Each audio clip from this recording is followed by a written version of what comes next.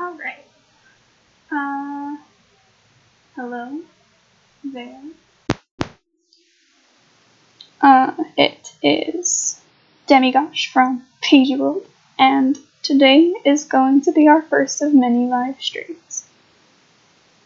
I am excited, but also very nervous.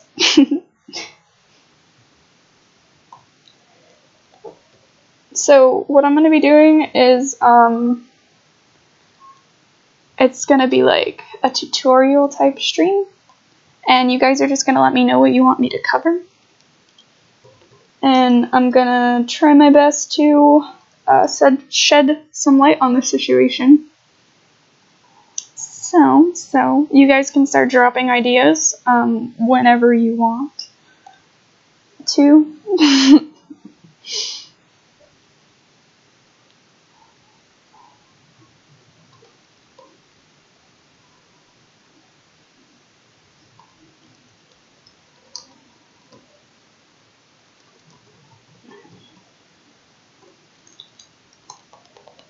Anime style. Oh boy. I don't even know if I can, but I can try. Okay, so anime question mark. Okay, so most anime styles kind of just like, they're like kind of the middle ground between like regular cartoons and then like regular Western animation and kind of semi-realism. I personally do not really do anime, but I will try. I will do my best. So I'm gonna draw out the face guidelines, which is just a circle with a T kind of shape. And since their like faces are more sharp and long, we're going to really focus on this little cheek indent, which is something they do a lot because it's cute. I do it, and I don't even draw anime. And they always have really defined chin lines. Like, sometimes it's bizarre. So the number one identifier probably for anime is their eyes and the way that they're handled. Which is normally, like, they're pretty big, and they're usually way more detailed than the rest of the character's face. Which is gonna be... Okay. So they'll be like almost a circle, but like not quite. And then you're just gonna add these cute little eyelashes everywhere. So they're always got like the prettiest eyes. I used to want to be more of an anime style artist, but I kind of changed that as I got more and more into Western animation. But I am doing my best. Okay, so let's see. Cat.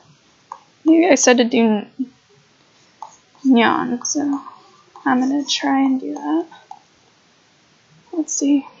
Anime hair is very hard for me because it's more sectioned off than the hair that I usually draw is, and like slightly more detailed, even though it's supposed to be more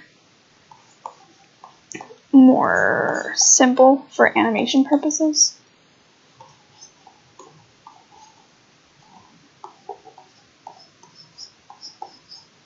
So you're gonna think whole to part first, so like what shapes you want to make, and then you're gonna start splitting it off into smaller pieces so that you can have, because when they do highlights they do them like this or something. I probably should have looked at like an anime drawing before I started this, but it's probably fine. I mostly just think of Sailor Moon when I think of anime, or like Fruits Basket, or Sergeant Frog, but I think that one's like less viable. So we're gonna do their little nose. Just like this. This is how Sailor Moon noses look, if I remember correctly. Kind of like this. And then the eyes are always super detailed and have like these big, bright. I don't understand how they do it and make it look so good. Because I'm like, every time I do it, I feel like it looks kind of tacky when I try to do it because I'm so used to making everything way more Western, I guess.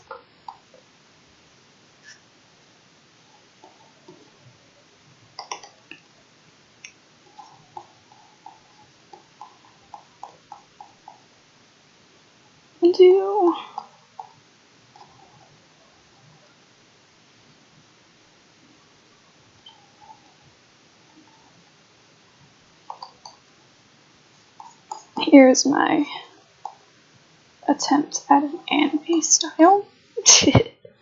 I'm putting attempt in there because I don't want anyone who actually does anime drawings to come look at this and be like, anime doesn't even look like that. Because, listen, this isn't really my forte. But I hope that's at least a little bit helpful.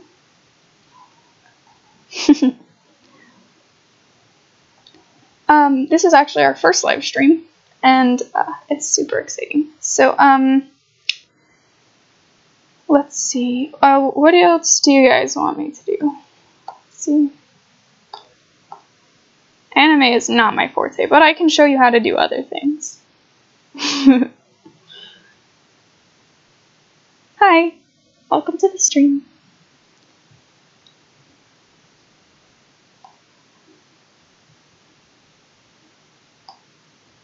A lot of people always ask me to do hand tutorials, if that's something you guys want to see. That's a common one.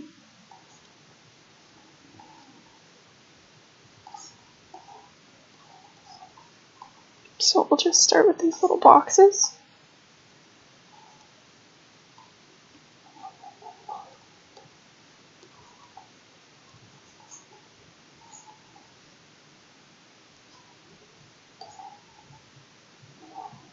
And then we're gonna sort of round it out a little bit. Pull the little thumb shape out. And then you have to decide what you want your fingers to be doing, which I normally never plan, but we're gonna do it just for tutorial sake.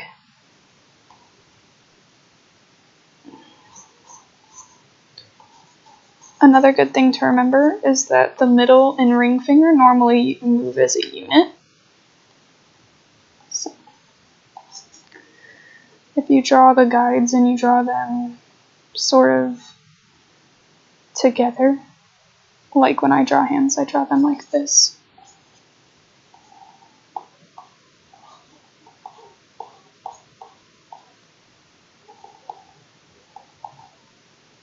Because I always group the two fingers together. But again, for tutorial sake, we're just going to draw them as separate things.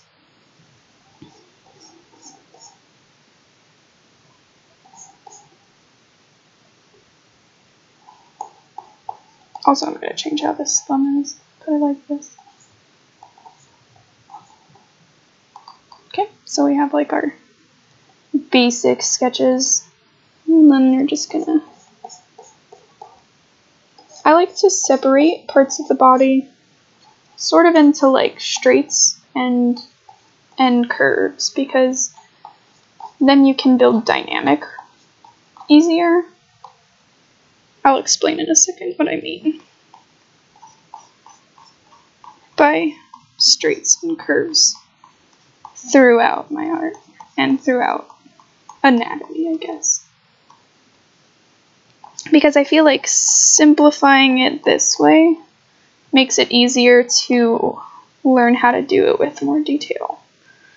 Because if you really look at like anatomy and stuff, you begin to notice patterns and stuff. like with shadows or with anything else. So we'll do that next.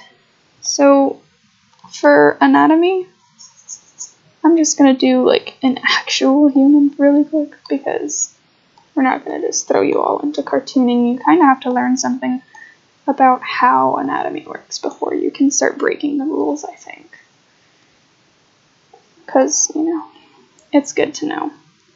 Most adults stand at about 6 to 8 heads tall. If you didn't know that. And then we're going to make this a little bit lighter. So the basis for human anatomy is kind of weird. It's easier if you have like a reference photo of like a skeleton to go from. But I'm going to break it down into really simple shapes first. I have to remember how legs go. But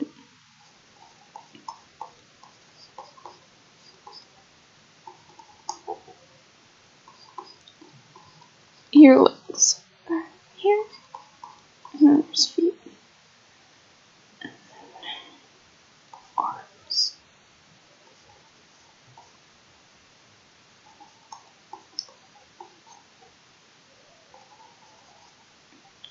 Okay, so this is really rough, but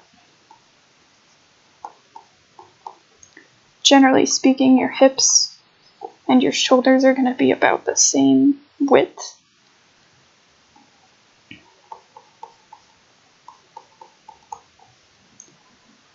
And we're going to just take a darker blue for this part. Okay, so when I talk about curves and straights, so this is a mistake a lot of people make, is they draw everything super, like, I understand there's stylistic reasons for doing this, but if that's not what you're going for and you're trying to make it look like, I guess, like human anatomy does look like, doing this makes it look really stiff. Oops. So instead of doing that, a good way to learn it is straights, which I'll do in this color, and then curves, which I'll do in this color. So, we're going to put the curves in first.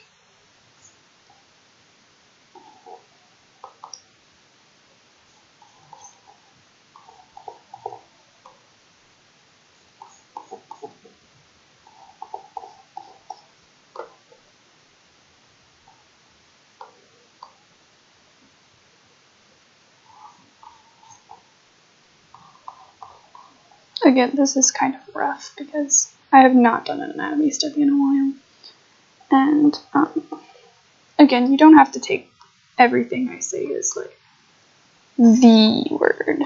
Like, there's lots of different ways to learn things, and there's lots of different ways to do things. So, if what I'm doing doesn't work for you, that's okay. I just decided to go ahead and add the head because it looked silly without a head, I think. Okay.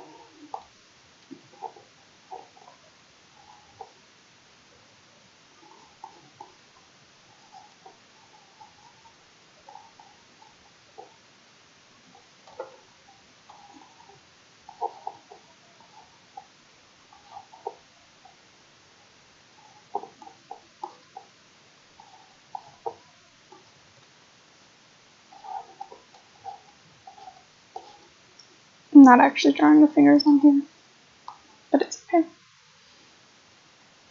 So, boop, boop, boop. Switch back to this pink color. Feet are kind of tricky, I'm gonna be honest. Especially when you try and draw them in a more realistic way, which I don't often do. Some key tips for you guys really quick. I'm going to do that with this. Is that your shoulders and your hips are normally pretty much equal to each other. Your elbows line up with your belly button. Your ears normally line up with, like, your armpits. your arms are usually pretty much the same from the top of your shoulder to the crease as it is from here to about here of your hand. These are usually the same. And the top and bottom parts of your legs are usually about the same. Without your feet. And your forearms are as big as your feet, and your ears come to the bottom of your nose and to the top of your eyebrow. Now, as far as faces go, I'll do that next. As far as facial proportions go, about halfway down your head is where your eye level is. About halfway between that point and the bottom of your head is the place where the bottom of your nose sits, and about halfway from there is about where the bottom of your mouth sits. Again, this isn't exactly like true for every person, but this is just the basic thing that they teach you in any painting class and any drawing class that you take when they talk to you about facial proportions. And like, if you see, I'm just adding block shapes in, instead of really getting into any detail, just so you can see how quickly it begins to look like a face, I guess. Like a regular human, I guess. Face. And then hairline, hair. And once you learn like all of these basics, you can start building a style from them and start building like variants in shapes and variants in facial features. Something a lot of people struggle with that I've noticed is they skip trying to learn the very basics and just go straight into trying to make stylized art, which is something I did for a really, really long time. But, you know, it's a common mistake, especially for young and beginner artists. And sometimes I still do it. Like, I'll just keep breaking rules I know exist, just for fun.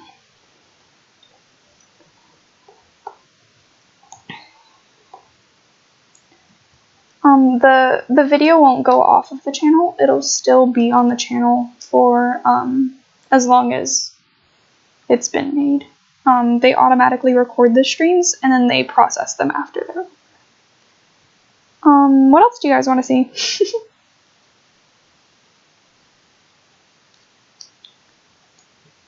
I was thinking about building a list, but I was really hoping you guys could just let me know what you wanted to see, I guess. If you guys want, I could do facial expressions, or I could do how to build a style, because I know that's something a lot of people struggle with. Hi, welcome.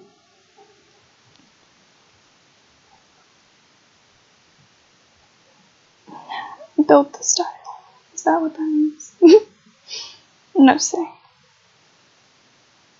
Okay, how to build a style. As somebody who randomly comes up with entirely new art styles, I am often one to just go start doodling and make up an entirely new art style just for fun. And so this is going to be fun. This is going to be fun. Okay, so the first thing you need to know is all of these basics that I told you.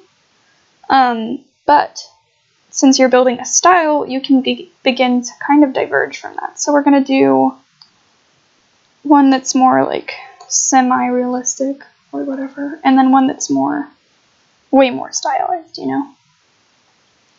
So, let's see.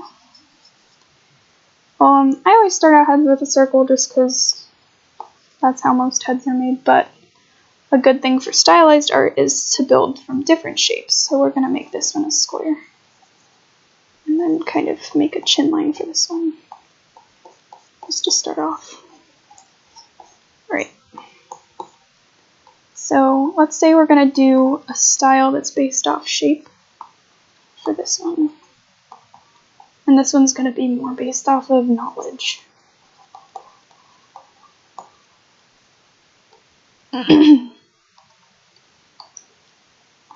So we're going to just add a bunch of little boxes on this one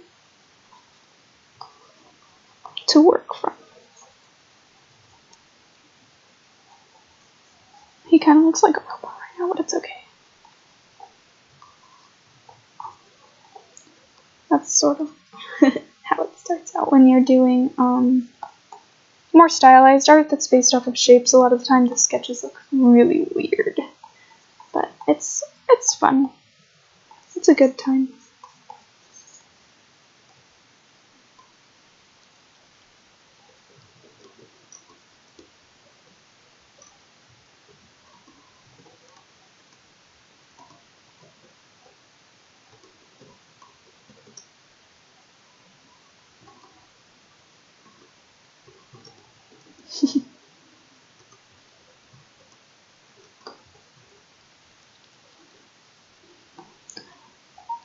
Okay, so I'm going to just sketch a little bit faster instead of going through and drawing these boxes slow.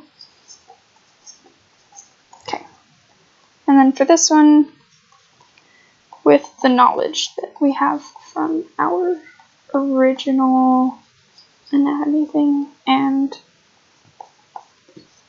a little bit of stylizing, we're going to build this one.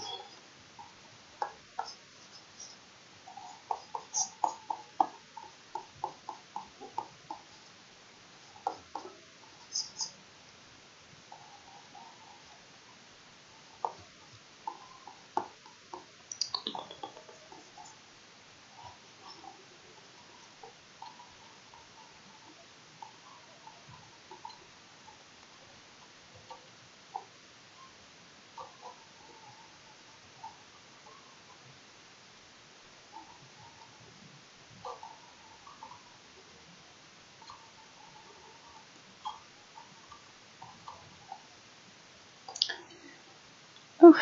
Okay, so now we have like a super basic sketch of what's going on.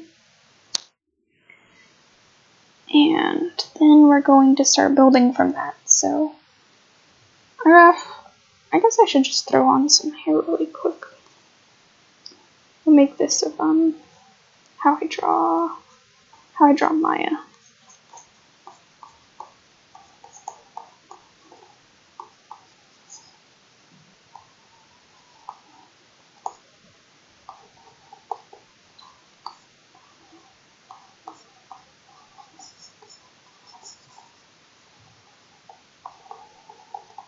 Okay, and then we're gonna make that really light. And then we're gonna do our like second sketch, which is like when you start pulling out how the shapes are going to end up looking in the end. Ooh, this brush is a little too big. And so that color is a little too bright for me. So we're gonna do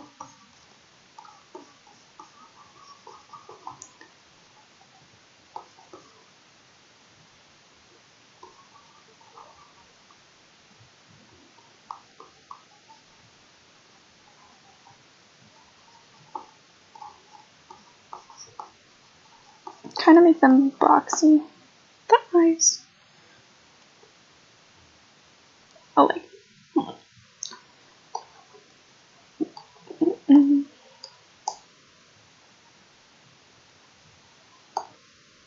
we go. And we'll just do this.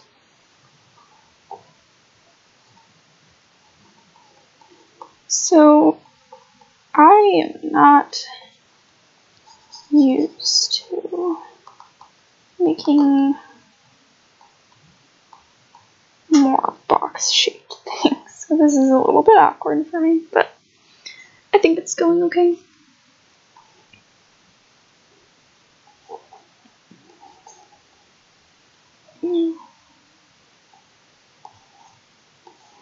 Her hair kind of reminds me of that Invader Zim character. Gaz.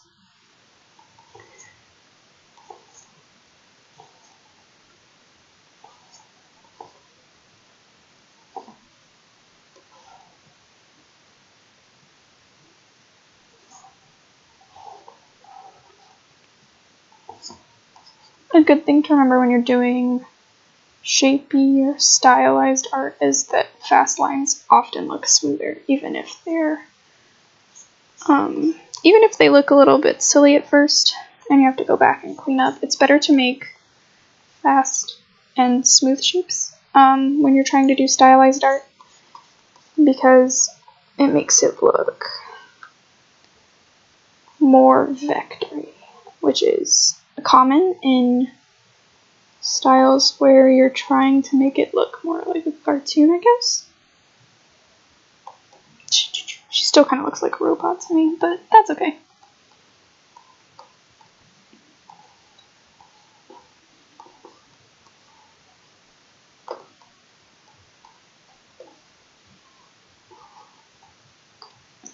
I feel like I put her head a little bit too high.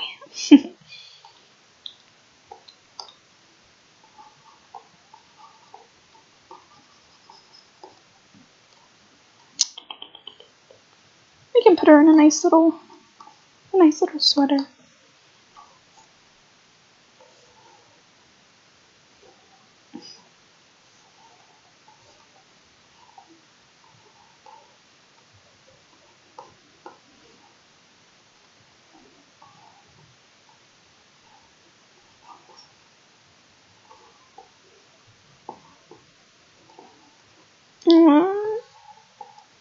Again, I'm trying to make this one way more shape-based, so all of it looks really simplified.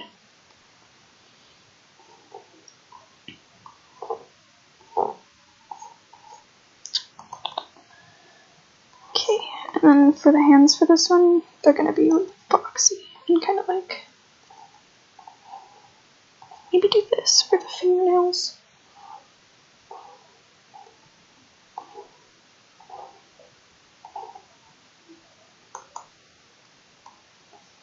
We'll just,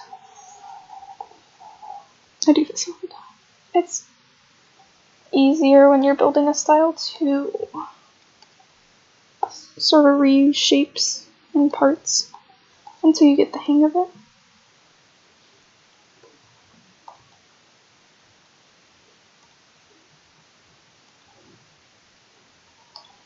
Give her a cool boxy PaigeeWorld logo on her sweater.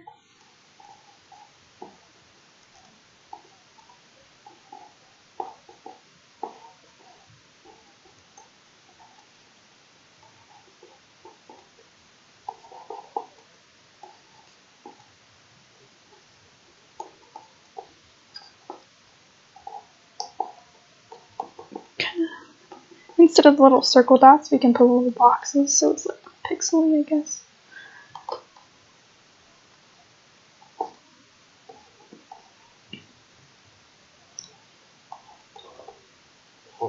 Give her some,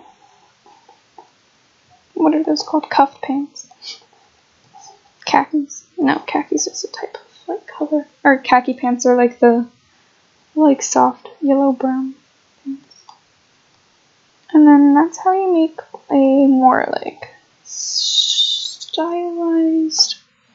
shape-based cartoon style. So for the other one, we're gonna take it in and we're gonna think about shapes in the sense of actual features. So most of the time, eyes are shaped kind of like almonds.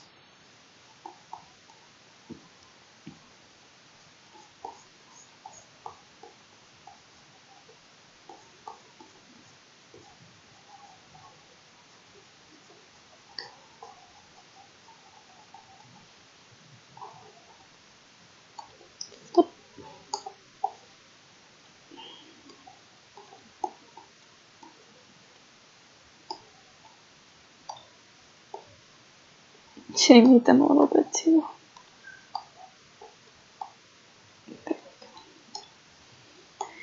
If you look at human eyes, you almost never see the entirety of the actual, like the colored part of your eyes. What is that called? I forgot the name of it for a second. It's fine though. Because normally it's cut off by the top of your eyelid.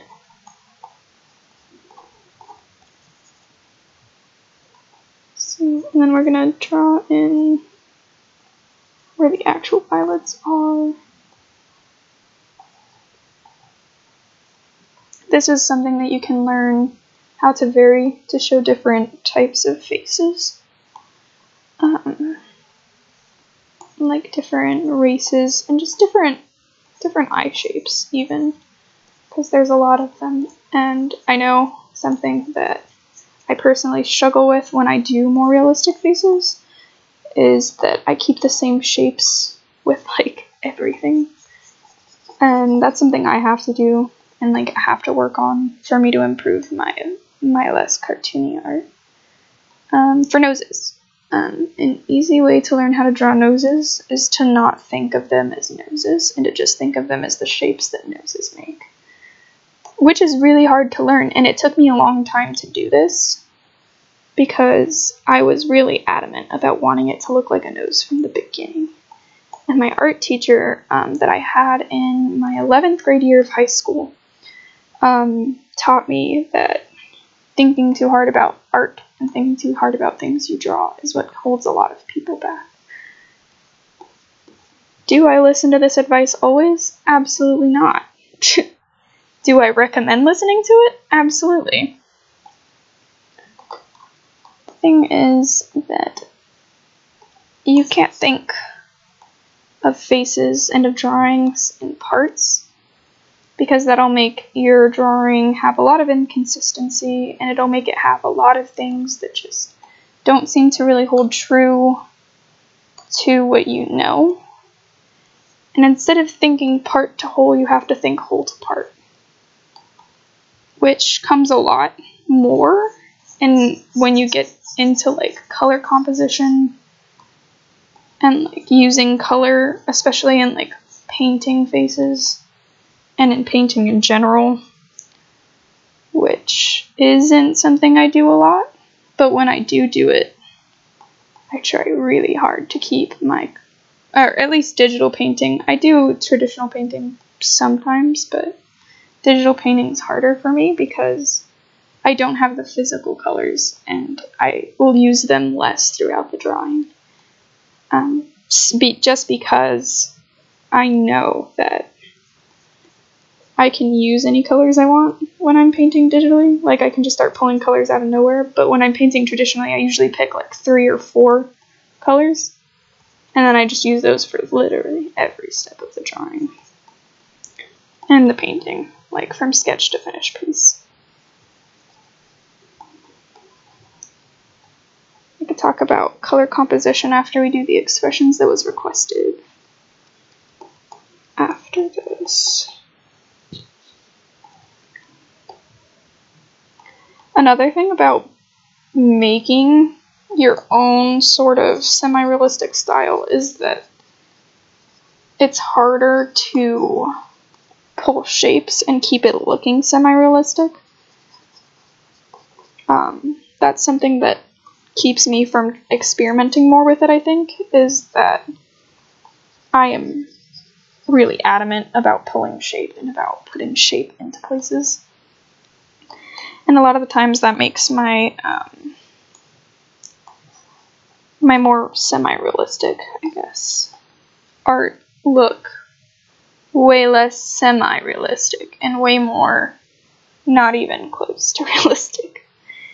And I think the reason behind that is mostly that I'm stuck in thinking about shapes as geometric shapes and not so much as like organic shapes.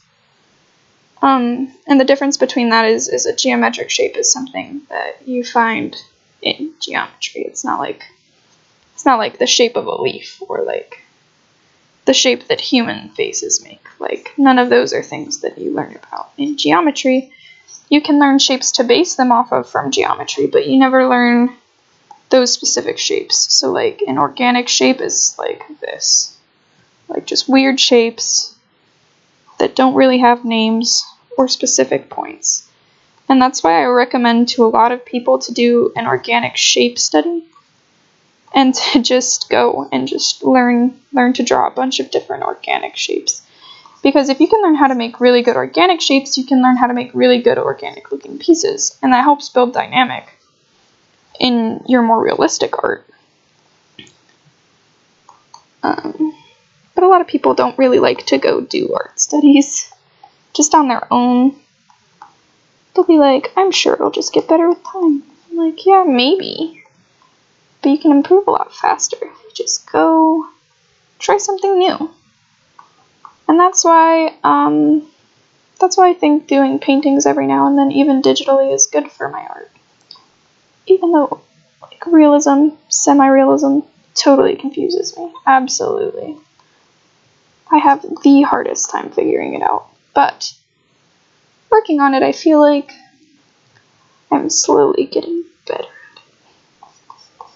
And a good way to do that is, there's this website where it randomly generates pictures of people's faces, and it's like all kinds of different people, like people with the most unique facial features that I've ever seen. And I'll try and find it.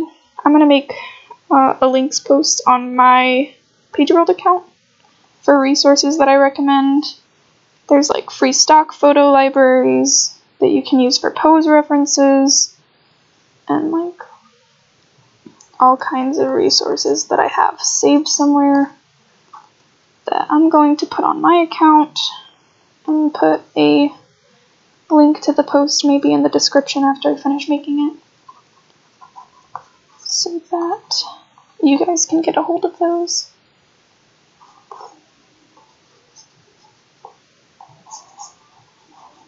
There's our more semi-realistic one versus our more stylized art style that we just made up. I don't know which one you guys might like better. I think they both came out pretty okay.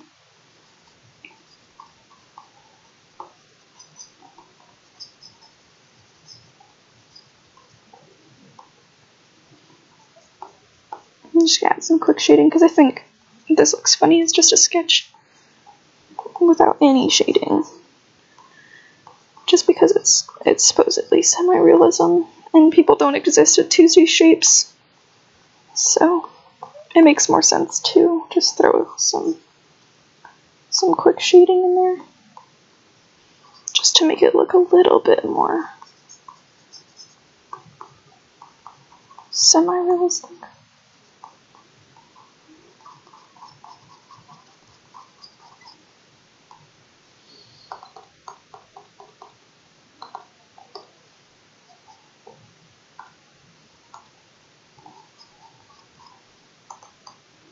Ta-da! And this goes for pretty much anything. Anytime you make a style, you can just build and build. And the easiest way to do that is just to keep experimenting. Okay, so what are we doing next? Expressions?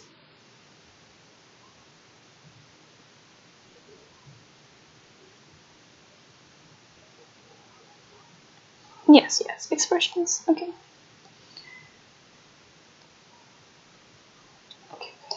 So, let's see. Let's do happy,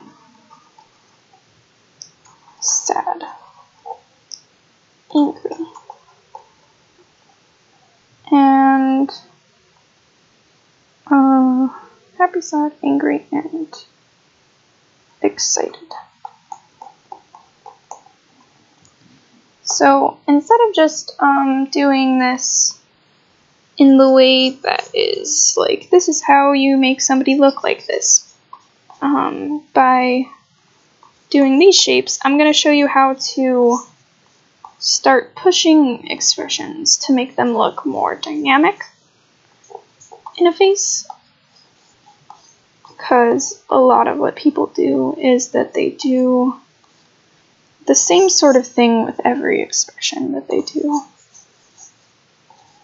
And I think that if you learn how to push expressions more, your art gets more expressive, and then people will pay slightly more attention to your expressions, and it'll convey the emotion way better if you push shapes and I said it again. I told you guys, adamant about pushing shapes. absolutely adamant. So here's our base shapes, our little heads, and our little, what they're gonna be. So we're gonna do a nice teal color this time, I think. So, generally speaking, when you're happy, the bottom of your eyes are pushed up from smiling.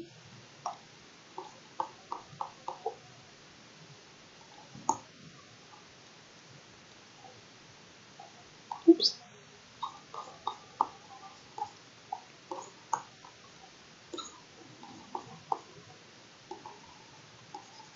And your mouth kind of makes like an upturned U shape.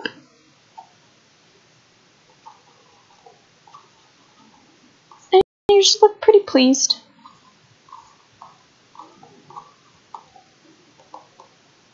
And then when you're sad,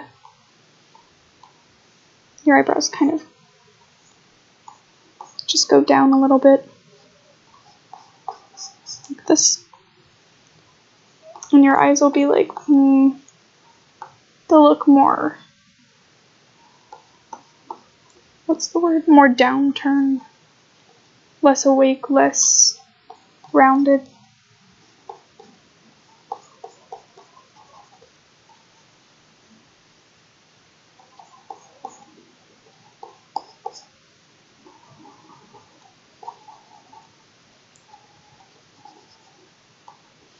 Your mouth never really turns all the way down like this, but we'll get to that.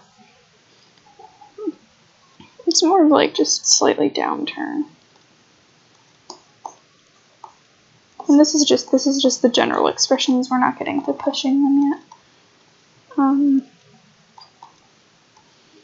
Then when you're mad, let's see. Your eyes are like slightly squinted because normally your eyebrows are really downturned.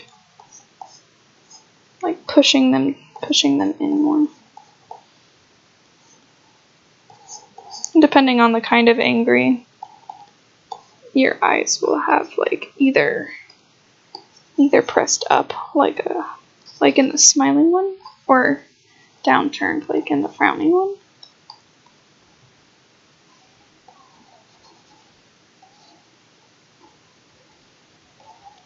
It's got a similar shape to frowning, more so than to anything else, I think. At least the mouth. And then excited, your eyes are usually wide, very open. Rounded, I always make them super round when I draw excited. Because I feel like when you're excited, you're more bubbly. So I think bubbles are round. So that's a good way to think about things too, is by association.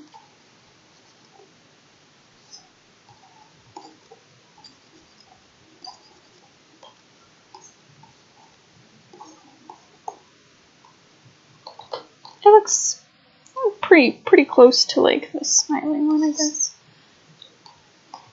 Because they are kind of like mirrors. It's similar to angry and sad, like they're different feelings, but they're expressed similarly normally, especially in art, where you're not pushing shapes as much.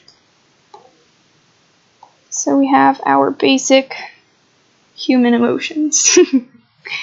And then we're going to start pushing shapes more, so we're just going to pull these out to the side, because those are our basic ideas. Maybe pull this way a little bit, so that way there's more room for them. Okay, so now to push shapes, you really want to think about, like, if this person's face was made out of literal rubber, or like that slime stuff that's like really stretchy. Like, if we were to push, like, this shape to make them look even... Oh, also, side note, making things symmetrical all the time is super boring. So always practice making things asymmetrical. It creates more visual interest. And it'll make it look more dynamic. It's like an easy fix. Like, if we do the exact same thing on both sides, like, they look happy, maybe even happier than the original one. But if you really push the shapes up and over and make it more asymmetrical,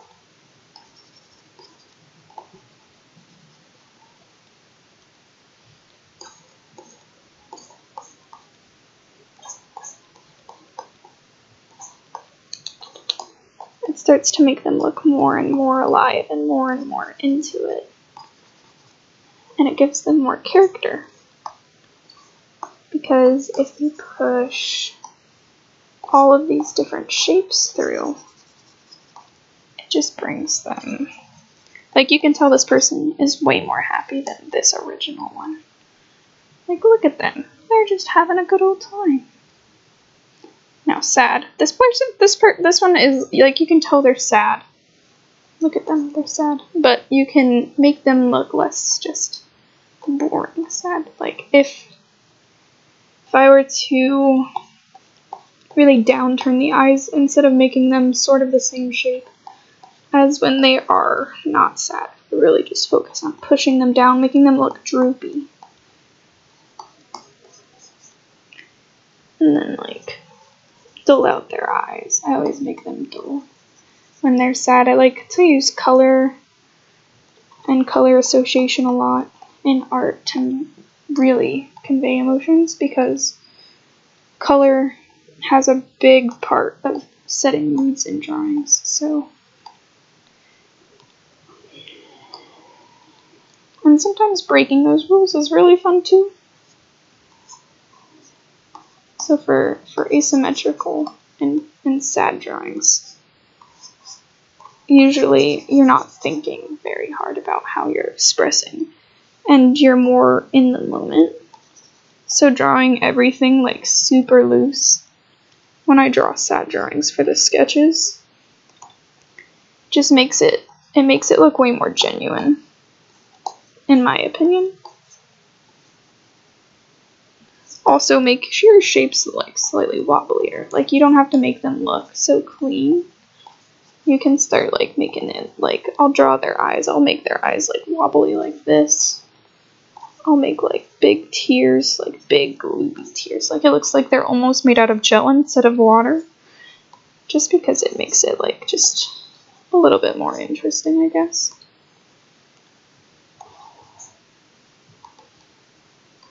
Like, that person looks way sadder. Way happier, way sadder. Now we're getting to angry. When I draw angry people, I like to think of triangles. Because, I don't know why, but triangles seem like an irritated shape. They just seem angry. I don't know why. Can't tell you why, really. So, like, if we're gonna do triangles, there we go. So we'll think of them as triangles.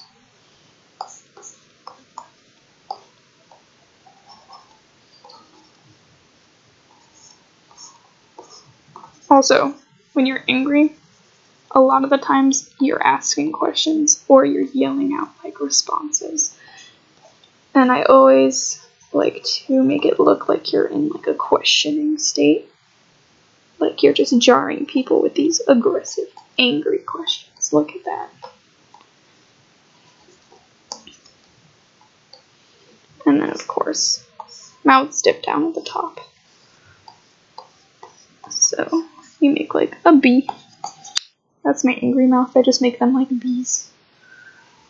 Add sharp to the teeth. Doesn't even matter if they have sharp teeth. Make them sharp. I always do that too. Like, they have fangs? No, they're just angry. People do this a lot in the cartoon industry. If you look at like Western cartoon animation, a lot of the time when they draw characters like upset, they'll draw them like with these sharp jarring teeth. But then like the rest of the time they're like, oh, just like these soft round teeth. Like, sometimes they do them like this, but I don't like that very much. I think it looks silly. So for excitement, I like to, okay, again, I make everything so round when I draw people excited because I think of it as like bubbles. But I also make their eyes like infinitely, like the actual inside of their eyes just so big. And I think part of the reason I do that is because of like the older animations. Well, they'll draw like the faces, but they'll draw their eyes like coming out and being huge when they're like surprised by something like this.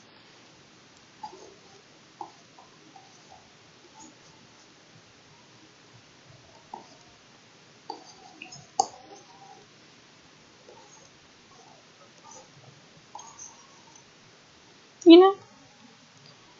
So I always try and make them like extra big.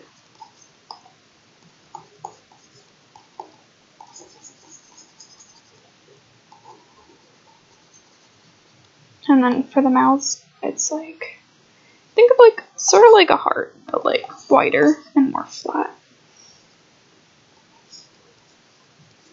And you can really push this shape too. Like you guys can start like drawing these mouths, but making them like ridiculously shapy.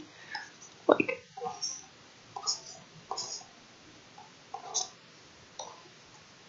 expressions are fun because you can really just take things and start building and building and building. I associate specific shapes with specific emotions more so than anything else. So let's say, well, let's do how to make a mood, because I mentioned making moods in drawings. So let's say, what emotion are we trying to convey here? Maybe we'll do someone who is confused, because we didn't do that one before. So we're gonna take this and we're gonna think question marks, okay? So we're gonna kind of like bend the character like a question mark more. We'll make them lean into whatever they're asking. Like, you know? And just like use as much from this as we can. So like, and this is just our quick sketch. God knows this is messy. Messy sketches are good. Don't let anybody tell you otherwise. If you sketch too neat, everything gets really stiff.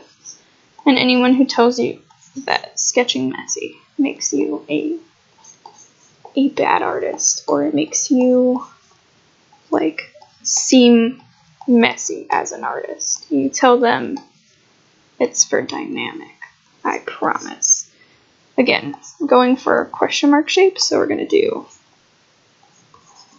the eyebrows before I even draw on the eyes sometimes, because a lot of expression is based around eyebrows.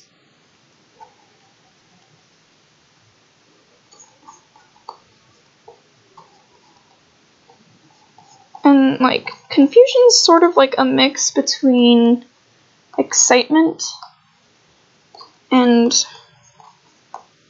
I would say if I were to mix two of the four emotions, it would be excitement and like either anger or like happiness, because it really just depends on what you're confused about. So make them kind of looking down, like they're thinking. And then, what should this be? We'll make it,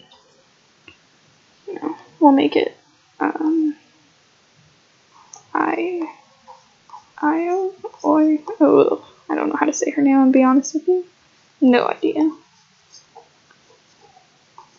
But since we're staying on the PaigeeWorld track here, we're gonna make it everyone's fave.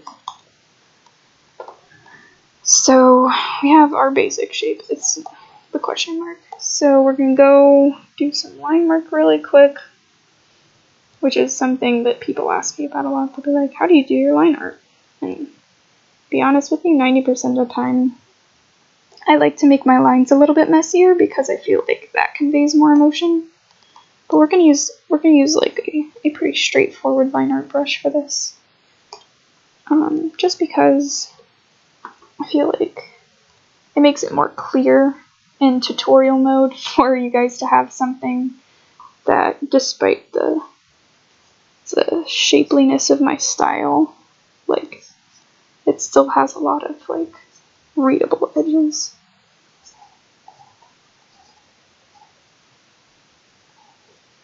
So we're gonna start the line art. America's least favorite part. Just kidding. It's my least favorite part.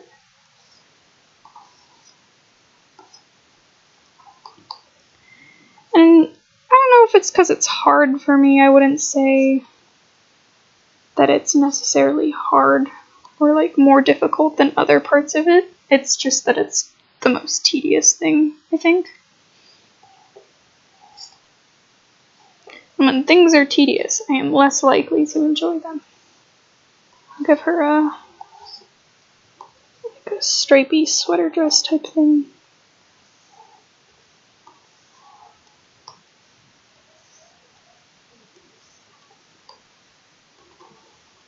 Oops. And we'll be like,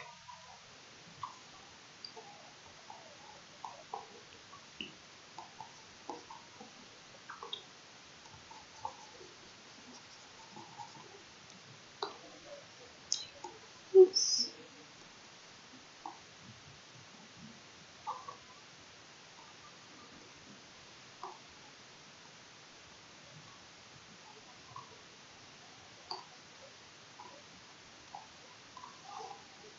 Okay, shoulder.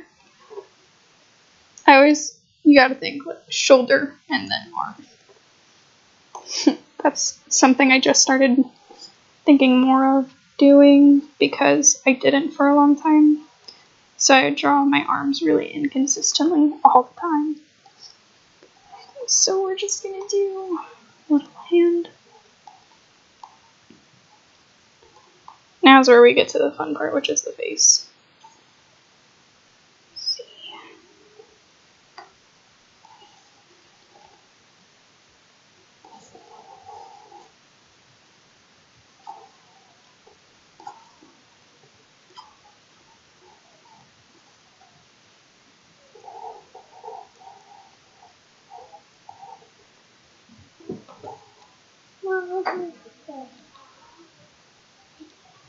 Okay, get your mom.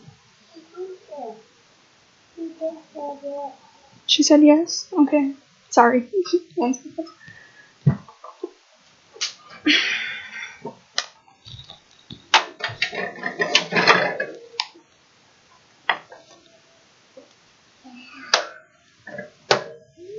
Here you go. Bye. Close the door, please. Thank you. Sorry. I'm staying at my sister's house, so my niece is here. She's 4. She wanted a gerbil.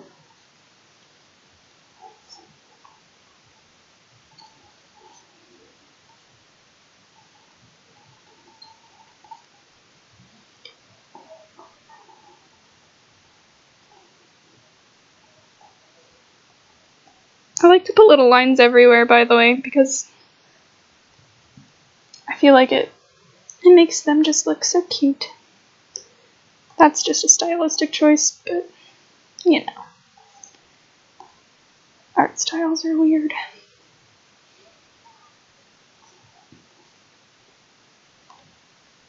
Okay, bangs, come on.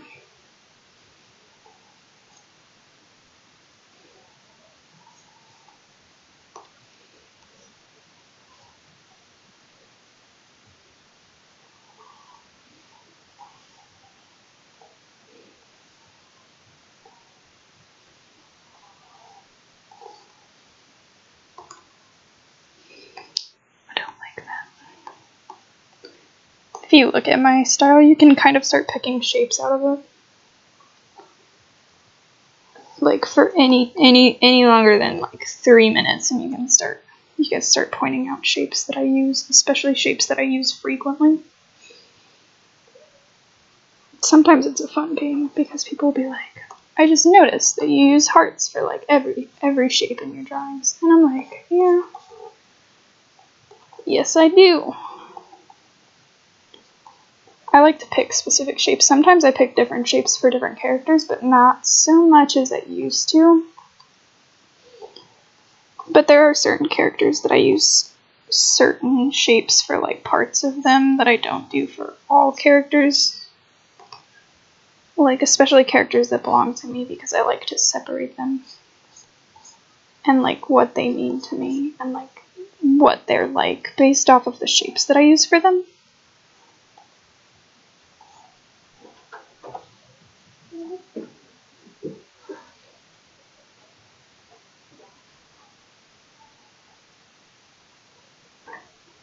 Okay, bye.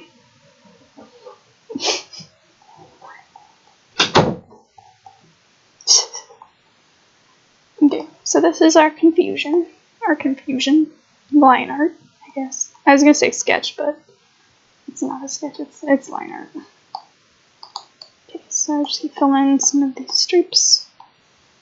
Now, I personally never use solid black or solid white in my drawings.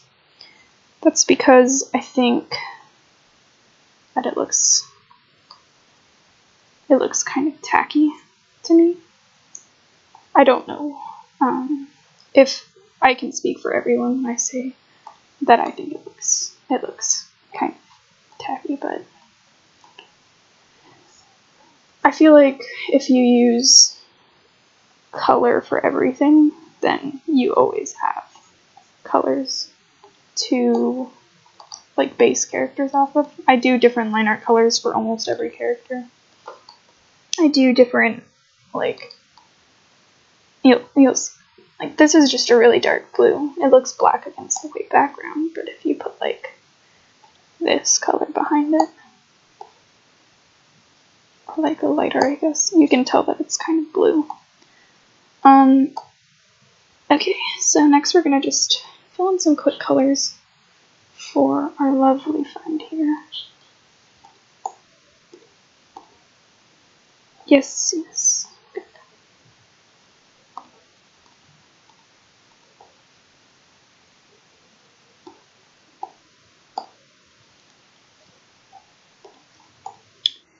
Then I'm going to show you how to make her look more confused, I guess. Okay.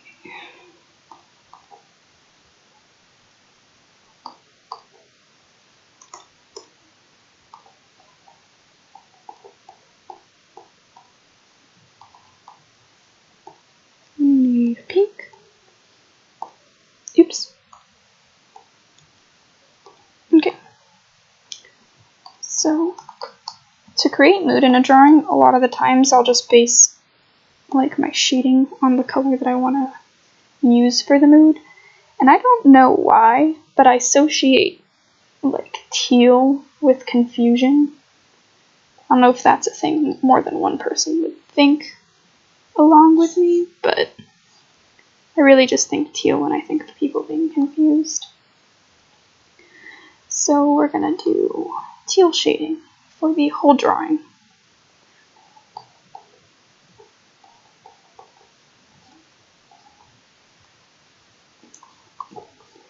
I usually do cell shading because it suits my style, but you can do softer shading if you like that, or you can stick with cell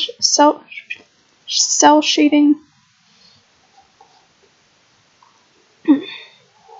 Yeah, have not been doing too hot with my health lately, but that won't stop me from doing PaigeeWorld streams because I am here to party.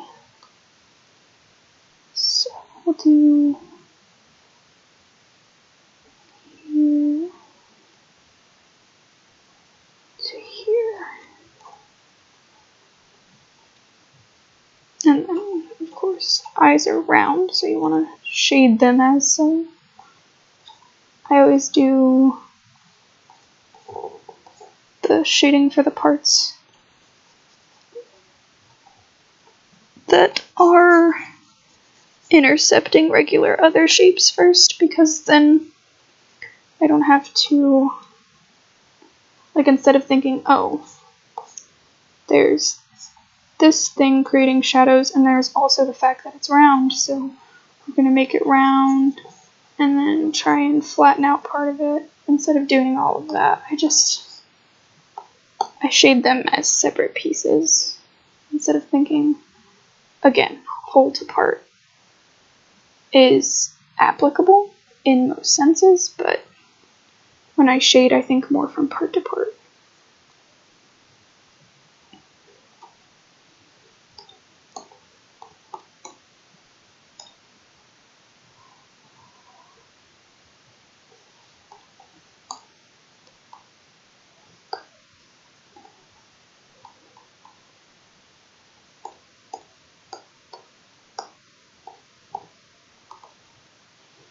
So we're going to put that as a shade layer.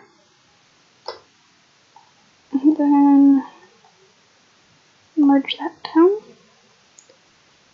We're going to give her a little bit of blush, because it makes you look more, I guess, more human-y. I don't know. Most people have red undertones in different parts of their skin, because that's where their skin bends or it pulls, and that affects the way your skin looks in certain areas because of stress on your skin. It turns red when it's pulled or pushed certain ways. Oof, my voice. Oof.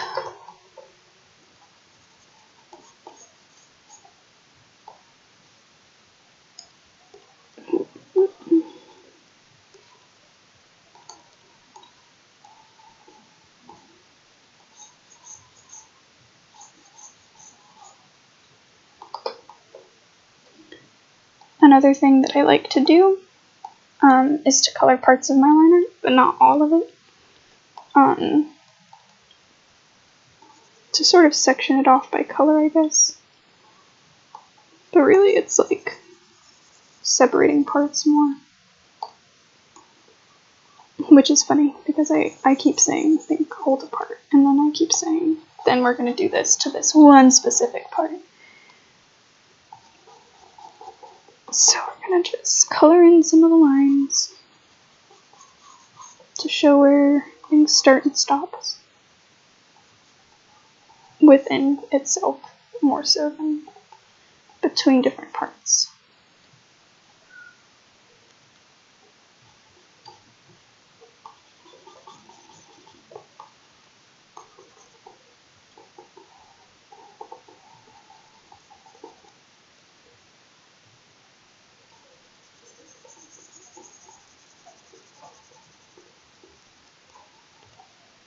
This part's kind of tedious to watch, I think.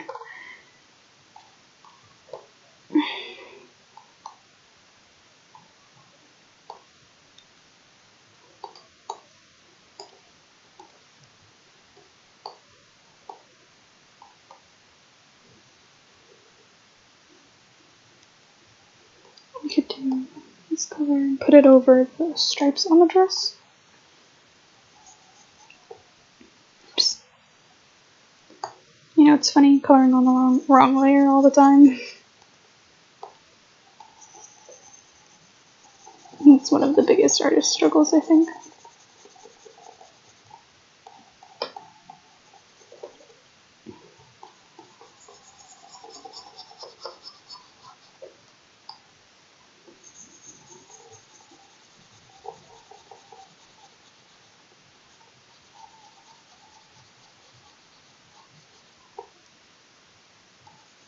I like to do all of this part by hand, though, because I feel like it gives me more direct control over a lot of the things that I wouldn't have if I just did, like, outlining it and then using the bucket tool.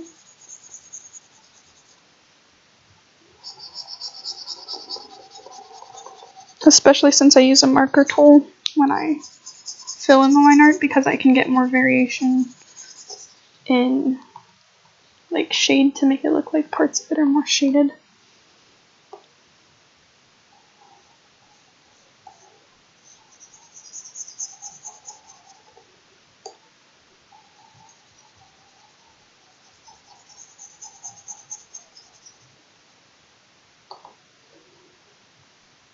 And then we'll take this.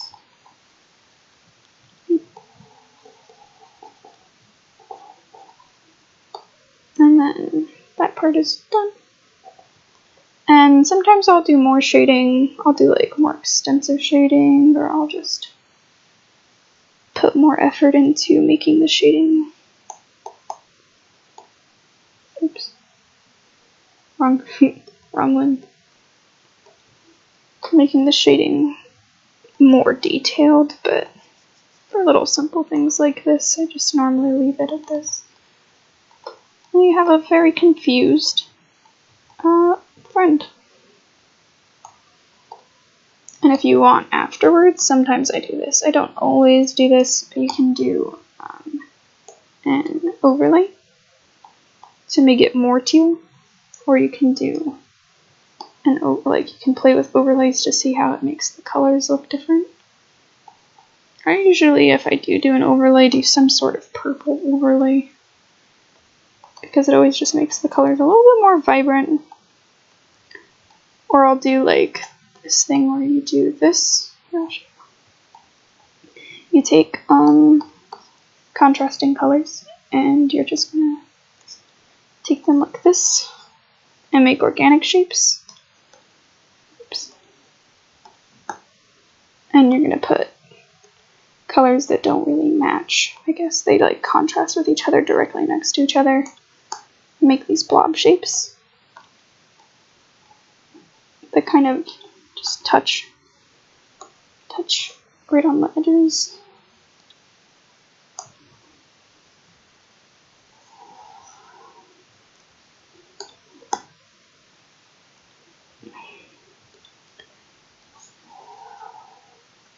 And just build out and up. Oops.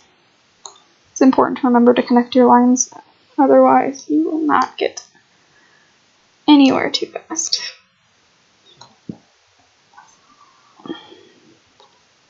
And I normally just do this if I feel like it needs a little push to make it more visually interesting, I guess. So I'll just make these cool shapes. And then I'll go down to my favorite blending brush, which is just a watercolor brush with fuzzy static and paper texture. And I'll make it the biggest, and then I'll just lightly blend the edges of all of these shapes together. Sometimes it ends up with some weird, funny colors that are kind of like the middle ground.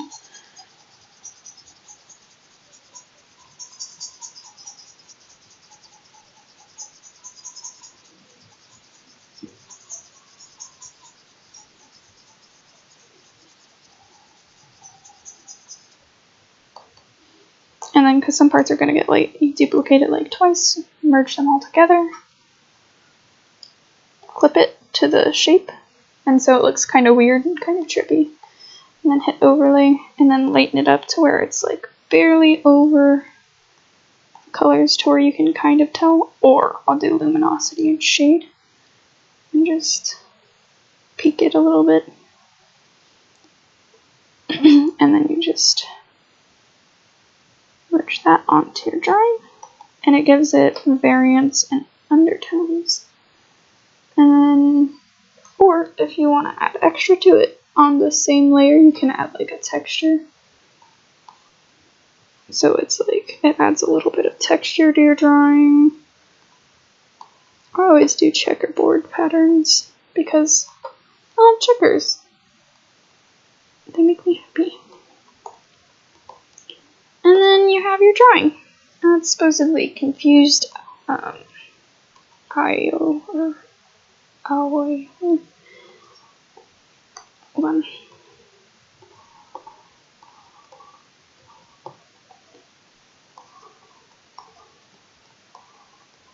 Ta-da!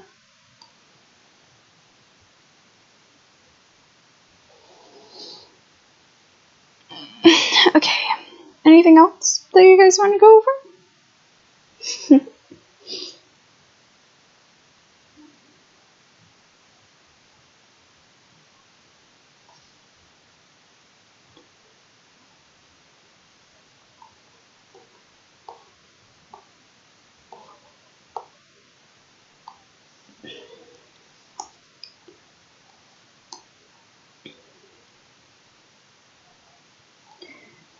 digital art can be very confusing. I use mostly Sai, but I have like 5 or 6 different digital drawing programs that I've tried out because, I mean, there's some really good free ones, and there's some really good ones that you can get for like pretty inexpensive.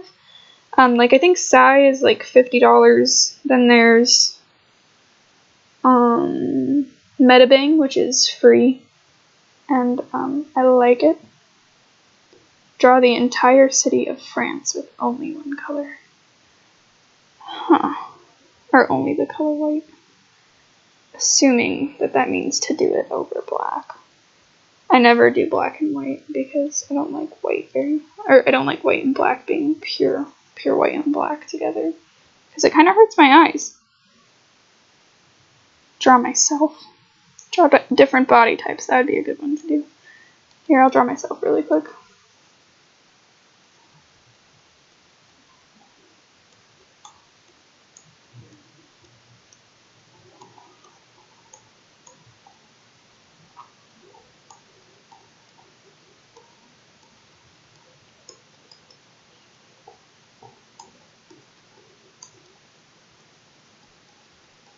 Nice. Body types. Those are fun.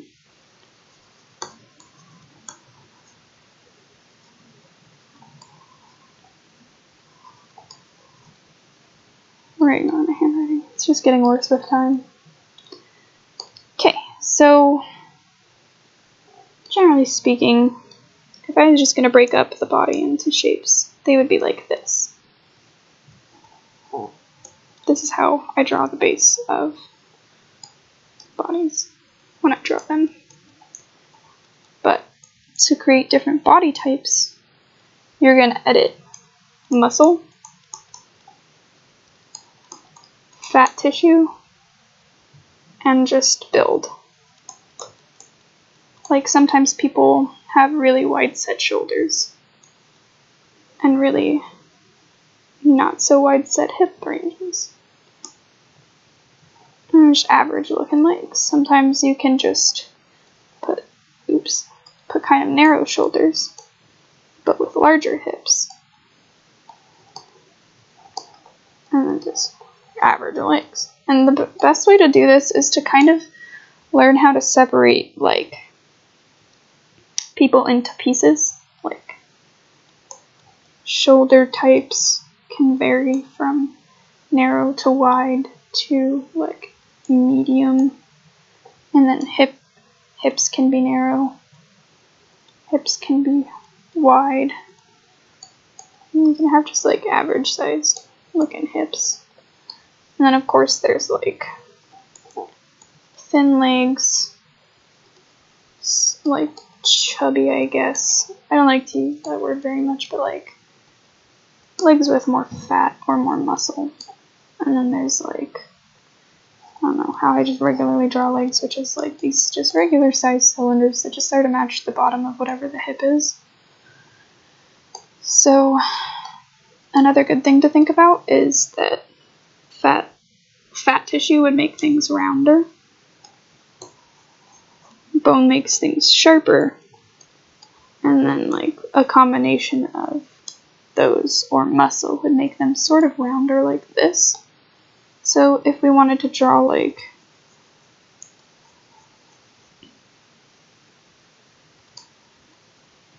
we'll do this, 2 circles, and then this, and then your hips are going to be softer too because it sort of rounds out shapes.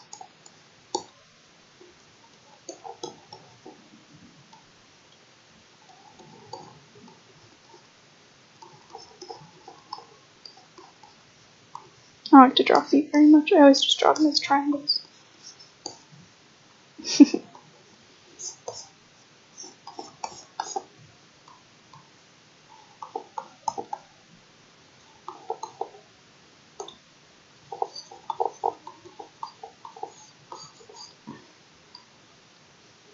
And then arm, shoulders.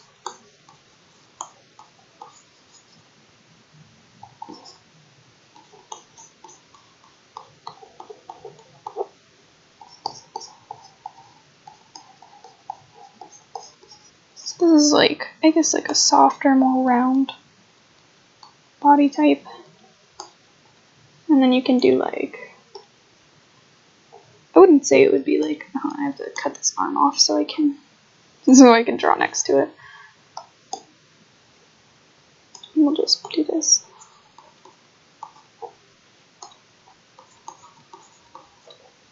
Okay, and then you can do like someone who's really pretty thin. They don't have a lot of muscle or body fat to them.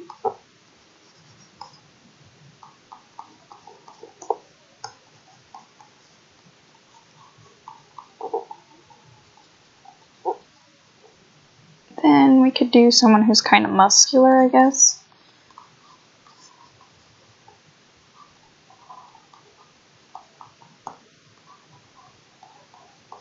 I always like lengthen the torso a little bit when I draw more muscular people, because I have to figure out how to draw abs, and you can't do that if you have like this much stomach to work off.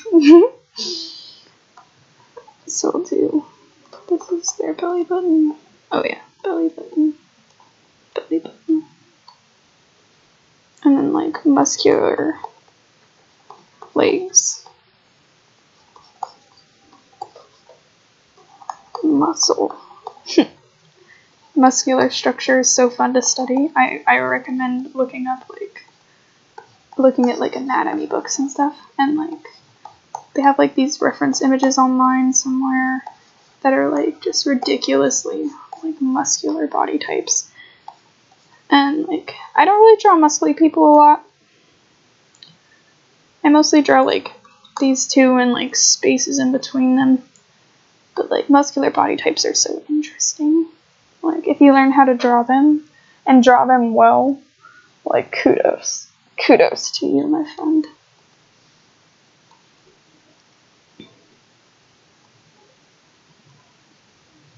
Try and draw a pineapple with anime hair.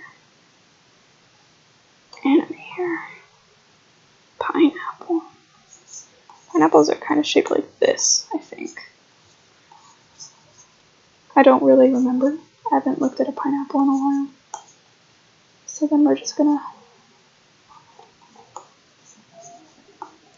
What's that one ridiculous anime that has like the hair that's like this? Like this. Like they look like crimped fries or something. And it's like crimped fries everywhere. Just kidding. Okay.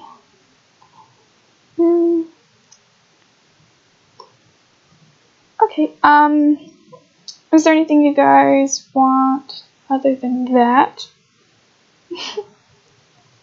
I guess I could talk about different ways to draw different things or something. Like different ways to draw noses or mouths. We could do that if you guys want.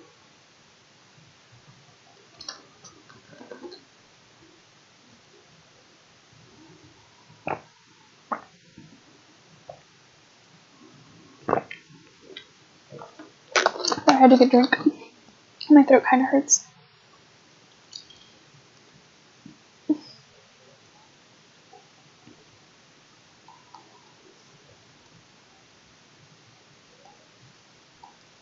We can do...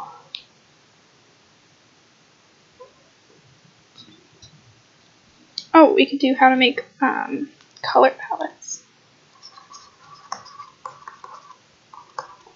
We could just do colors. So in a subtractive space, which is like paint, like traditional paint, etc. I have to use the pen tool for this so you can get the actual colors. The primary colors are red, yellow, blue. But in an additive space, it's cyan, magenta, and yellow.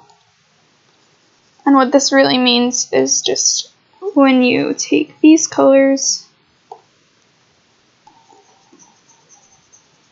it's how like computer and light-based art, because in in a light space, like your computer or your phone or your tablet, what have you. That's an additive color space. So you would take these, and here I have to put it over black for you to see, but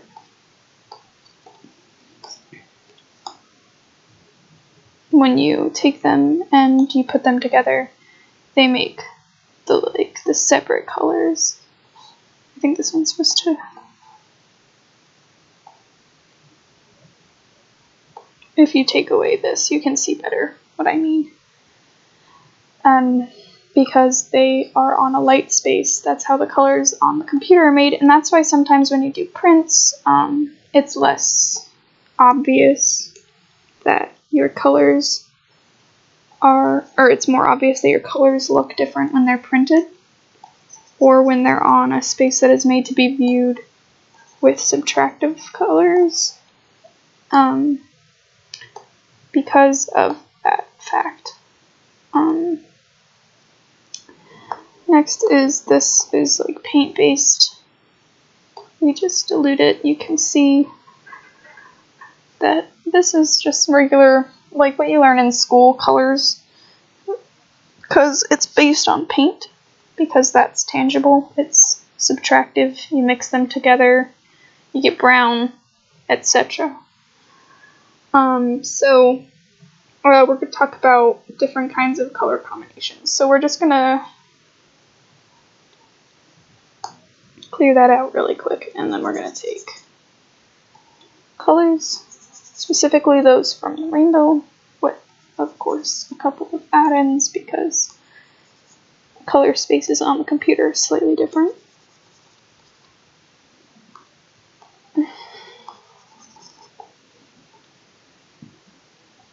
So let's say these are the colors that you're going off. We're going to take them and just make a really quick color wheel out of them.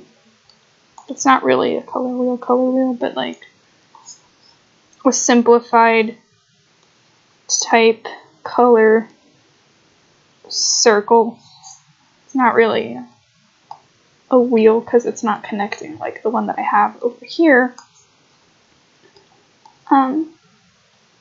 Just to like match up the colors that are kind of opposites. Oh, yes. So the primary colors in an additive space are cyan, magenta, and yellow, which is why they are in a triangle on this color wheel, because this is an additive color space.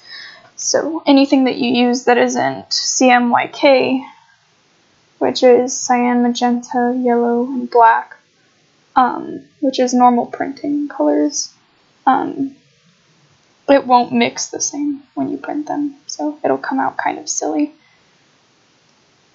So here we have our makeshift color wheel. I'm going to use black to draw over this just because it's less distracting. So these are our primary colors, which makes... Oh, I should have put more tertiaries, but it's fine. So our primary colors are cyan, magenta, and yellow.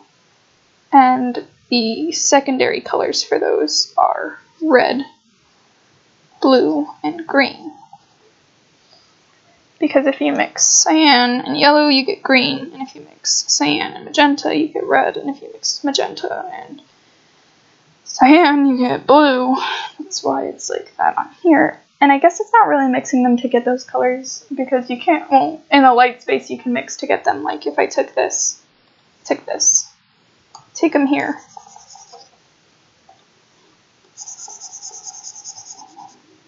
If I just mix them.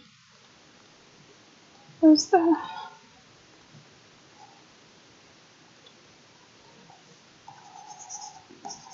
It mostly just looks like it's making purple, right? But if you like take them like this into separate layers,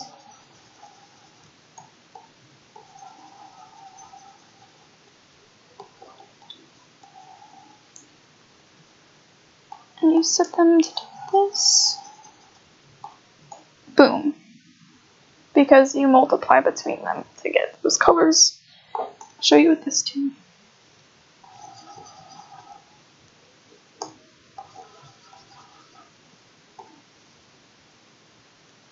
Oh wait.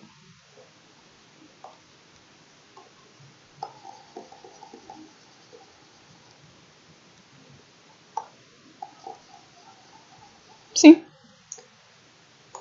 And then for this, I believe it is like this.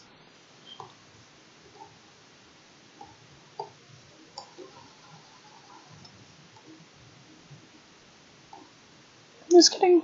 I don't know. To get these ones, since they're the primaries of this color space, it's a little bit different. But that's your color lesson for the day. Kidding, it's not done. But anyway, so when you want to make a color palette, let's move this. You want to think about colors in relation to other colors. So like these ones, all that are touching would be called analogous colors because they are all in sequence of each other. So like a good color palette to make with that would be like green, slightly bluer green, but with like, you want to also have tonal variance in them, but like keep the hues in line with each other. So that's a good tertiary palette. And if you wanted to throw in like a little bit more of a yellow color, because I didn't put any in there, you could do like, not that. You could do like this. And then that's your analogous colors. So next we're going to do a complementary scheme, which would be like a red color, and then like teal. And then we're going to make this a different teal. And then like maybe one or two of the colors that would be analogous to one of them, because that's how you do a split complementary, but if you're making a color palette, that's kind of how you want to go with this, because otherwise it'll be a little bit harder to keep it looking consistent. So you'll do like 2 colors for this one, and then if you want red to be the dominant like color for this, you'll pick like a light color that's in relation to red but closer to one of the other colors that you're using, and throw it in there. So it's like, you can tell that it's a strong complement. So next we're going to do, I guess we could do a monotone one. We'll do a purple. So for monotone palettes, what you want to do is get the same color, but use different amounts of saturation and value. So saturation is how much of the hue is in a color, and value is how much, or how light or dark the color is. So a color, this is like the pure color. This is it toned. So if you add gray, this is it with value added. And this is it with value like taken from it. And it's called a specific thing, but I can't remember the name of it right now. I have like a physical like color tutorial file with all of this stuff written out on my profile somewhere, but you have to look through like months of stuff to get to it, so it's kind of good that I touched up on it again. Then we could do a palette where there's only one complementary color and the rest of it's analogous colors. We'll do something with pink in it. And like we'll do pinks and purples because those are kind of like the mid grounds as far as as far as colors go, because they can vary between warm and cool a lot, and like look different based on the colors that you put around them. And I'll show you what I mean by that in just a second. We'll do this, and then we'll do a pop of this lime green color, just to throw something cool and crazy in there. So if you put like a toned blue by them, they'll look much more warm. But if you put like a toned red by them, they'll look cooler. And it's kind of a weird thing that takes a lot of work to get around and like used to, because color in relation to other colors is really important. But that's all things that you kind of learn with experimenting, which I recommend doing with colors a lot. Experimenting with colors is so much fun.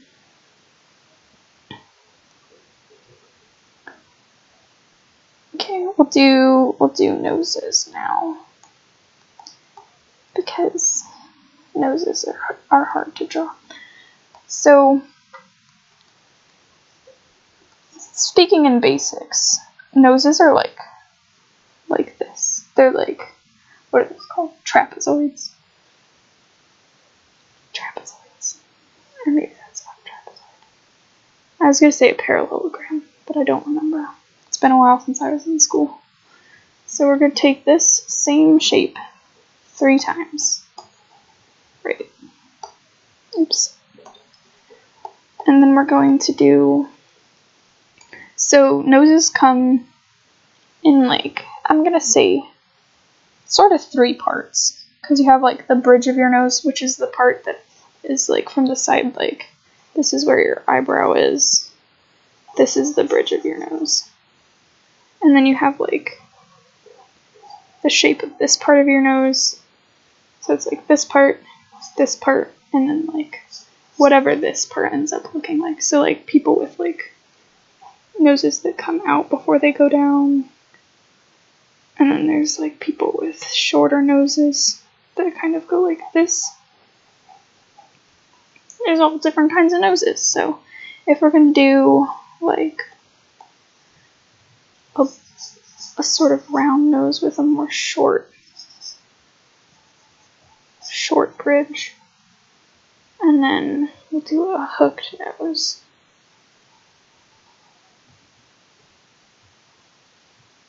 With sort of a downturn. And then we'll do like the upturned nose that everybody draws on, literally everybody, because it's like the most common looking nose with a thin bridge. So we're gonna lighten these both even more. And then a good way to think about noses is because, okay, if you think about it as this shape, or from the side as this shape, it's a little bit easier because noses are really weird, I'm gonna be honest with you. They're just a funny thing about human faces. So for the bulbous nose, because it's round, the bottom of it's gonna be rounded. And then you can like add the little nostrils. And then if you like to do the little thing where you draw the outside part of it, or the like lip part, maybe add in a little bit of the tip. And then for the like mid part of the bridge, I always just do these lines, because that's how I show. That's where there's a difference in bend.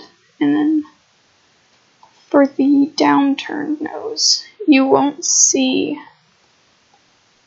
the nostrils, and the sides will kind of merge with the end of it. And then this will peek out from underneath. And you kind of have to draw out the tip from the sides of the nose, because it all kind of merges together when they're downturned. And then for the hooked nose, You have to kind of show that it's hooked with, this is too far out though, with like a little shape to show that it like, oops.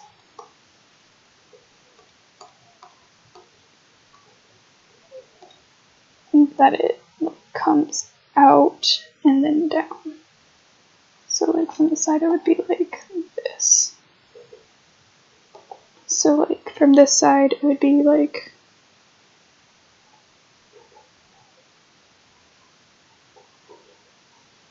that, but this one from the side would be like this more. And then this one would be like this. So for an upturned nose, you see way more of the nostril. And normally they have like,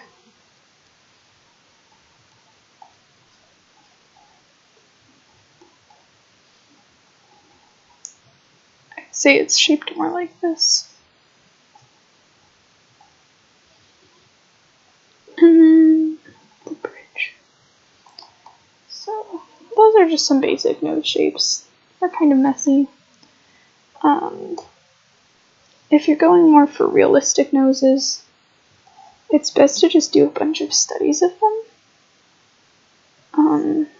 But if you like kind of stylized noses, you can kind of reference these. Or like other nose tutorials online, there's a lot of them.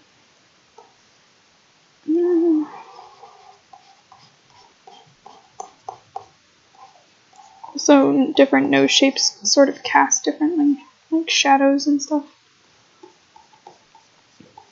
That also takes a lot of experimentation to get right. Personally, don't think I'm the best at this part, but I think it's fun to try and experiment with. So I'm glad you guys were interested in me doing it, because I feel like it makes me a better artist every time I practice it. So it's like some noses.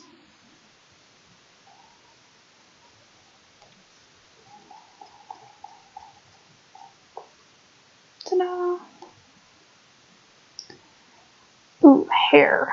Alright. Hair's fun. Once you learn, like, how it grows, or whatever. Do this.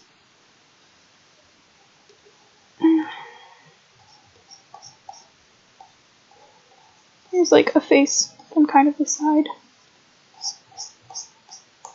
Not drawing any features on it, that's not the important part right now.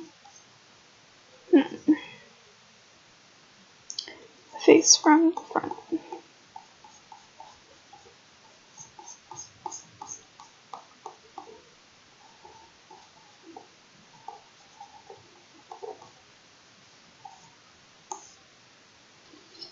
Okay, so firstly, what you want to decide before you start even breaking the hair into pieces is what you want the hairline to be like.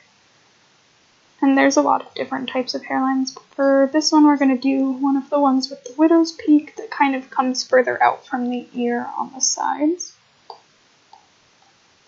And then your hair grows in different sections along the head, because you have like your bangs, which you separate from the top part of your hair, which separates kind of from the back part of your hair. So we're going to do it like this. I'm going to think of it in 3 smaller sections. And change colors too so you can see better what I'm doing. And then from there you're going to pick a part, which can be pretty much anywhere. You could do a center part or side part. First I'll just do a center part. It'd be like this. Because hair has volume, it takes up space for the front part. And it interacts, and moves around every other surface. which is why unless you're drawing something that goes across the nose bridge or anything like that, the actual facial features aren't super important to draw in for this part. Okay, and then you have to decide like where their hair grows from, how it grows. Like if they split it completely down the middle, it would like be parted so it comes out like this. So it would be like, there'd be a little V here, and then it would just kind of flow out from there. But you can have different parts throughout the hair. Like some people's hair will part like this. And then this part of their hair will be parted this way. And this part will be parted this way, but there's always going to be a little V from where it grows.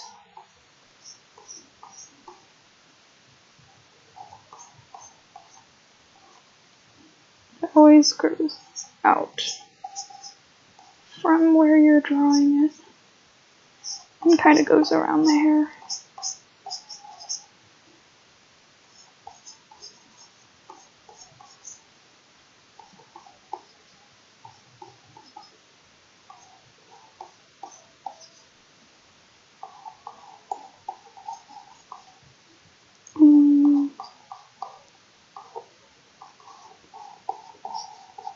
You can create a lot of drama with hair if you think really hard about how the shapes could interact, which is what I do.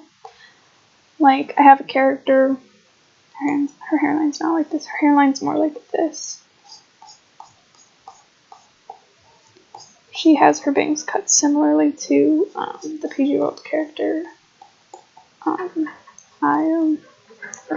Aoi. I've never heard anybody actually say her name, so I mostly just get. When I draw her hair, I think a lot about shaping it out to be like this. Again, splitting the head into parts like this. So take the bang part, and it'll grow out and then directly down from where it's parted. And then this part comes in, and then since it's parted here, she actually parts like this section of her hair from here. So it kind of grows differently and kind of separates. And the reason that's important is because if she parts most of her hair from here, except her bangs kind of wrap around, it'll be more like this than like a straight blunt bang.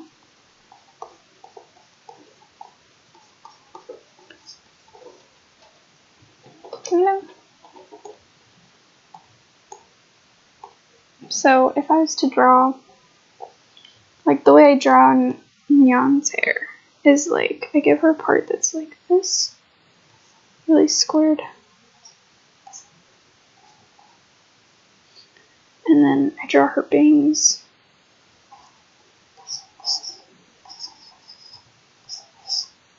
Coming from here.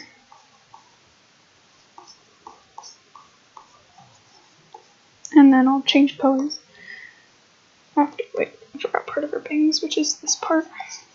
I'm notorious for this wraparound cheek thing. And then, because she's a Nico, if you will, her ears get in the way of part of her hair, but the way hair grows from that is it grows out of there. So for this part of her hair parts from, sort of from her ears, but going back.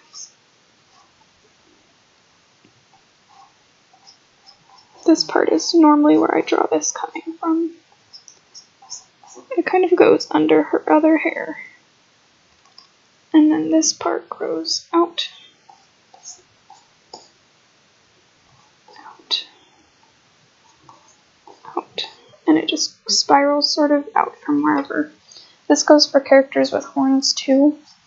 Like wherever it's growing from, it grows out from that. So that affects the way I draw her hair a lot. What other specifications are there? For characters with partially shaved hair, you want to really exaggerate that edge. That's just my hair pretty much. And like, for the shaved part of the hair, I never recommend leaving that blank, or like leaving it with nothing. I always add these little lines, or I just add a little bit more texture to it.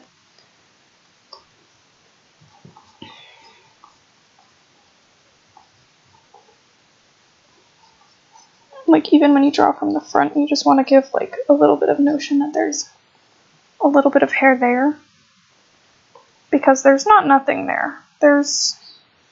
Or like normally, unless they have like a clean shaved ball head. But that's my little rant about hair. I use Paint Tool Sai. And okay, so let me check how much longer we have. The plan was to stream for like 3 hours, but I think I might just make them 2-hour streams because my throat has been hurting, and until that gets better, I think 2 hours is more reasonable. Also, until we get more people coming to the streams. So I'm gonna start wrapping it up a little bit, and just tell you guys some stuff. Here, I'll put up this cute little drawing I did while I talk.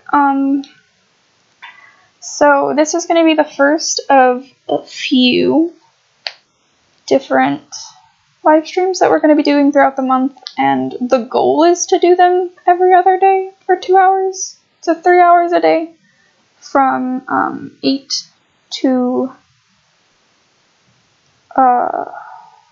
11 or 10 my time.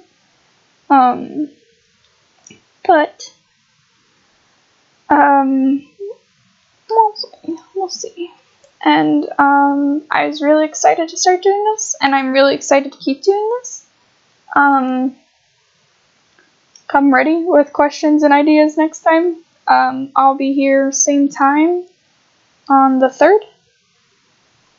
And if you participate in this month's events, in the coloring contest and stuff, you can have art featured at the end of these streams. Also, if you do try anything from in the streams, any of the stuff that I went through, or if you have something that you drew along with it, you can have your art featured at the end of the streams. For the last little bit of it, I'll be featuring art. Starting probably either the next one or the one after this, or the one after that. So, hopefully, we can keep doing this, and it'll be fun. So, come ready with ideas next time. Post your art, tag me in it on PaigeeWorld so I can find stuff. If you tried anything from this tutorial. And just keep up the good work. And if you're not from PaigeeWorld and you came to the stream, feel free to just go check out PaigeeWorld.com. Have a wonderful night, everyone.